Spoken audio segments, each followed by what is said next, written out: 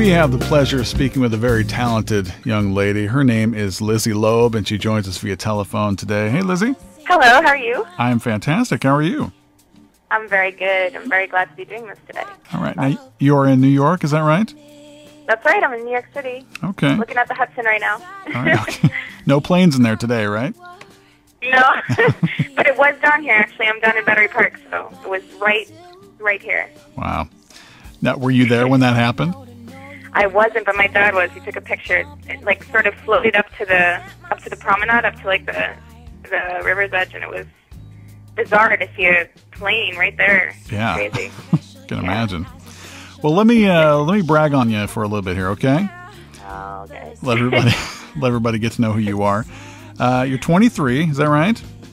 That's right. Okay, singer, songwriter, guitarist. Many folks will probably be familiar with your dad, Chuck Loeb, and your mom, Spanish singer Carmen Cuesta. You were born where you're at right now, in New York City, but you grew That's right, yep. grew up in the U.S. and Spain. Did you summer in one, or just a little bit in Spain and mostly in the States, or how'd that go? Yeah, I mean, I would say I grew up in New York, but spent the summers in Spain with my mom's family that lives there still, so. Okay. A little bit of both. Right here in New York, I'm the Spanish girl, and there in Spain, I'm the American girl. So Okay. I have a dual personality, really. That's right. It says here at the age of 15 is when you took up guitar and started writing and singing your own songs. And Yeah. having such musically talented parents, was there a lot of pressure to get into music when you were growing up? I mean, if you had said, Mom, Dad, I want to be a veterinarian, would they have been okay with that? Yeah, I think definitely. Yeah, I didn't really feel pressure at all. It was just sort of, I mean, that's all I knew, really, you know? It was like a constant revolving door of, like, amazing musicians coming to the house all the time, you know? So it seemed natural to me, really, yeah. You just saw it happening. You said, I like this. I want to be a part of this. Yeah, I thought it was, like, the coolest thing ever, which is kind of strange because, like, growing up, usually kids are like, oh, my God, my parents, you know? But I was totally into it. I thought it was, like, the coolest club with all their, like, musician friends, and I just loved it, yeah. Now, did you realize, I mean, the caliber of talent that was coming through the house, or was it just kind of like a normal routine for you? Well, like, I definitely didn't know then, but now I'm starting to grasp, like, the level of musicians that were in my house all the time is crazy. I can't believe it now. And I've gotten to play with some of them, which is amazing, and I hope to, you know, keep doing it. It's so fun for me. If you could play with anyone, living or dead, who would it be? Dream gig. That's a good question. I'm a huge fan of Sting and James Taylor. I think one of those two. Okay. Well, those are like my big songwriter icons, you know. Right. Well, and we've seen you do covers from both of them on your YouTube videos and stuff. So. Yeah, that's true. We're talking with Lizzy Loeb. She's got a brand new CD out. It's called Drawing Lines, and we'll talk about that here in just a moment. Well, Lizzy, people change a lot from their teens into their early 20s. So now, if you could go back and visit yourself, 10 years ago when you were 13, what would you say to the young Lizzy Loeb? Some words of advice, words of wisdom. Oh, that's easy. Practice. Pick up the guitar and practice more. Actually, I didn't start playing guitar until 15, but I'd say pick up the guitar and start playing and practice a lot every day, 9 hours. It's funny. Well, let's talk about this. Talk about this new release. I mean, you've built up quite a following from your MySpace page and from videos posted on YouTube. As I mentioned earlier, a lot of cover versions. I think the first one I ever saw of you that kind of caught my eye, you did a cover of Billie Jean by Michael Jackson. I saw that. Oh, okay. And you've done covers of Whitney Houston, of Sting, The Police, John Mayer, James Taylor.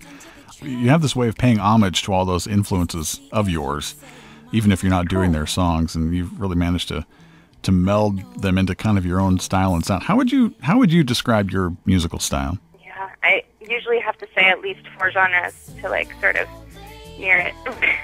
I should say kind of pop, soul, acoustic, jazz, blues kind of thing.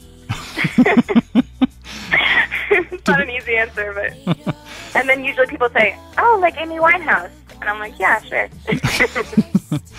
And I was trying to think of, somebody to compare you to, and you listen to one song and you say, oh, well, it sounds maybe like, Norah Jones or something. But then you listen to another and it's like, well, that doesn't really sound like Norah Jones. It sounds more, like something else. And so it really is kind of your own thing you've got there if a person takes the time to listen through the whole project. Really, it's a result of everything you ever listened to, and also your own personal touch. So I take that as a compliment. That's cool.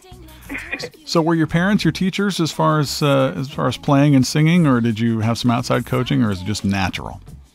Yeah, it's a little bit of everything. Like we were always playing music at home, always sat around singing songs and stuff. But at 15, I decided to start learning every standard, every jazz standard. Mm-hmm.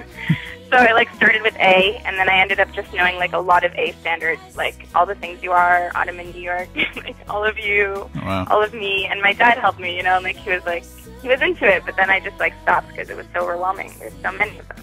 Right. So I started learning songs that I loved, with help from both my parents, and just started playing a lot of my own, accompanying myself singing. So I'd say it was a mixture of being self-taught and taught by my parents too. Well, I'll tell you what. Okay, enough about your parents. This is about Lizzy Loeb now, okay? It's 15 songs, quite a journey, brand new from Lizzy Loeb. It is called Drawing Lines. I sure enjoy it. How can people get a copy of the CD, Lizzy? You can get a copy of the physical CD on cdbaby.com. Okay. Or you can also get digital download on iTunes. Excellent. Right now. Okay. So, we encourage people to do that. It's Lizzy, yes, and then you guys are going to love it. Loeb. It's her debut. Check out stuff on YouTube as well, and her MySpace page. It's fun to watch you perform some of these too, and you could tell that you love what you're doing, which is great. The first song on the CD is my favorite right now. Very catchy. Oh, cool. Very nice. It is called Living It All. Can you tell us a little bit of the story behind the song? We've got it queued up and ready to go here. Yeah, I wrote it in September, and it was just kind of it's a lonely song, when you're feeling a little bit small in a big place. So it's a lullaby for the lonely adult. Lullaby for the lonely adult. All right. Well, here it is, Lizzy Loeb, Living It All. Again, the CD is called Drawing Lines. You can get it on CD Baby, and or you can download it on iTunes. Her website, LizzyLoeb.com, will actually take you to her MySpace. And you, again, look her up on YouTube, and she's everywhere. She's all over the place. Lizzy Loeb, Drawing Lines. Here's that first song. It is called Living It All. It's crowded here.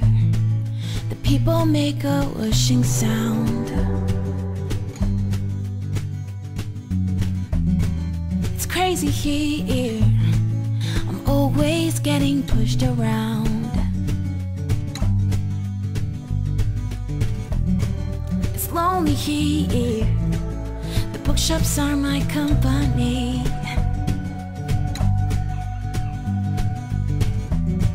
It's cold out here, and I want you with me.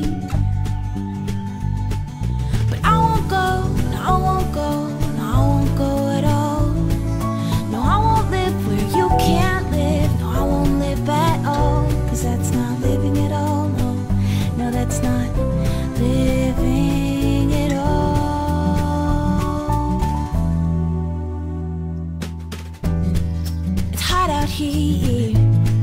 The sweat is sticking to my shirt. I'm reacquainted with the dirt. I like it here.